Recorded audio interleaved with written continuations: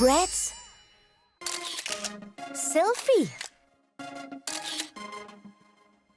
Det er tid til en selfie. Ej, hvor vildt. Mit øje fylder det hele. Jeg kan ikke få hele mit hoved med. Hvorfor har vi egentlig så store hoveder? Fordi de skal passe til vores kæmpe store fødder. Nå. Lad mig prøve. Jeg laver mit skøre look. Vi har altså virkelig brug for længere arme. Tænk, hvis der fandtes en stang, man kunne sætte på sin mobil, så man kunne tage billeder af sig selv. Mener du sådan en her?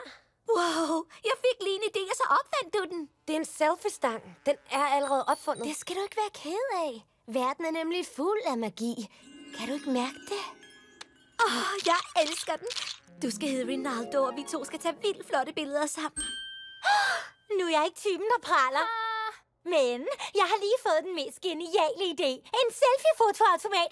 Hvor inspirerende. Totalt. Skal vi så ikke lige få lavet en? På med motiverende musik. Vi har totalt meget brug for et sort og hvidt filter til et klassisk retro-look. Og et glimmerfilter, for jeg elsker ting, der glitrer. Automaten får totalt god chi. Totalt hardcore. Jeg fortjener ros for at have fundet de her super fede rekvisitter.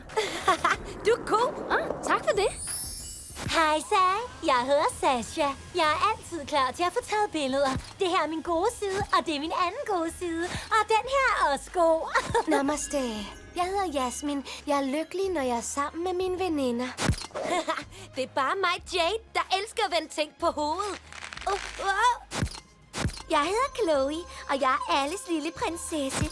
En selfie, selfie, selfie. Wow. Hej, Sa. Jeg hedder Raya, og jeg er bare en helt normal pige. Snydt! Jeg elsker at have det sjovt.